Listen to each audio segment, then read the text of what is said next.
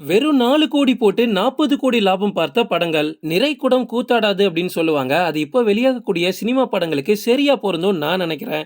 500 கோடி, 600 கோடி பட்ஜெட்ல எடுக்கக்கூடிய படங்கள் கூட சமீபத்துல தடம் தெரியாம தியேட்டரை விட்டே காலி பண்ணி ஓடிருக்கு. ஆனா சில படங்கள் வெறும் 4 கோடி, 5 கோடி வச்சு தான் எடுக்குறாங்க. பட் நம்ம சினிமா ரசிகர்களோட மனசுல ஆழமா பதிஞ்சிருக்கு. அப்படி பதிஞ்ச படங்கள தான் இன்னைக்கு நம்ம பார்க்க போறோம். லிஸ்ட்ல நம்ம ஃபர்ஸ்ட் பார்க்க போறது டிமாண்டி காலனி. இயக்குனர் அஜய் ஞானமுத்து இயக்கத்துல அருள்நிதி நடிப்புல வெளியான திகில் படம் தான் இந்த டிமாண்டி காலனி.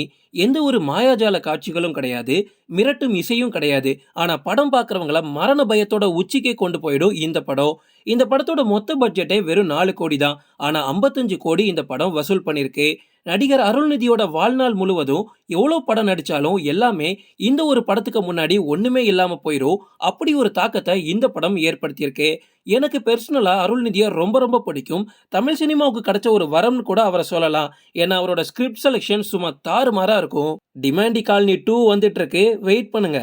லிஸ்ட்ல நம்ம அடுத்து பார்க்க போறது எல்கேஜி. கிராஸ் டாக்ல பிரபலமான ஆர்ஜே பாலாஜி சினிமாவுக்கு வரும்போது ஆரம்பத்துல இவரெல்லாம் சினிமாவுக்கு வராரா, இவரெல்லாம் எதுக்குப்பா வந்துகிட்டு, இவரெல்லாம் யாருப்பா உள்ள விடுறது அப்படின்னு பல கேலி கிண்டல்கள் ஆர்ஜே பாலாஜி மேல இருந்துச்சு. பட் எல்கேஜி படத்தின் மூலமா ரசிகர்களோட அந்த எண்ணத்தை மொத்தமா ஆர்ஜே பாலாஜி மாத்திட்டாரு.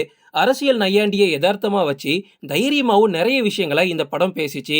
இந்த படத்தோட மொத்த பட்ஜெட்டே வெறும் 4 கோடி தான். ஆனா 42 கோடி வசூல் செஞ்சு சாதனை படைச்சிருக்கு. லிஸ்ட்ல நம்ம அடுத்து பார்க்க போறது கோலமாவு கோகிலா. நயன்தாராவை தனி ஹீரோயினா நடிக்க வச்சு நெல்சன் செஞ்ச சம்பவம் தான் இந்த கோலமாவு கோகிலா. தமிழ் சினிமா மறந்து போன டார்க் காமெடியை மறுபடியும் ட்ரெண்ட் ஆக்கி விட்டது இந்த நெல்சன் தான்.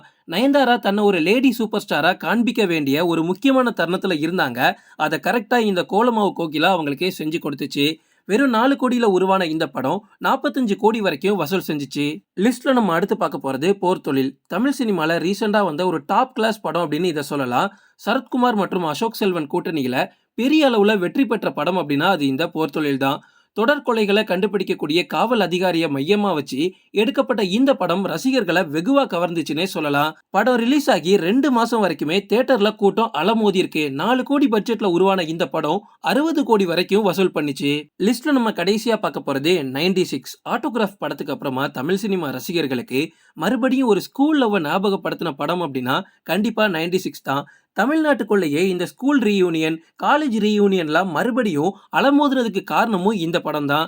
பள்ளி பருவ காதல், காதல் தோல்வி, திருமணமானதுக்கு அப்புறமா காதலிய பல வருஷம் கழிச்சு பார்க்கக்கூடிய அந்த மூமெண்ட் அப்படின்னு எக்கச்சக்கமான உணர்ச்சிகளை ஒரே படத்துல காமிச்சாங்க இந்த 96 டீம். 4 கோடி பட்ஜெட்ல எளிமையா உருவாக்கப்பட்ட இந்த படம் 40 கோடி வரைக்கும் வசூல் பண்ணிச்சு. இந்த மாதிரி சுவாரஸ்யமான சில விஷயங்கள் தெரிஞ்சுக்க தொடர்ந்து எங்களை ஃபாலோ பண்ணுங்க.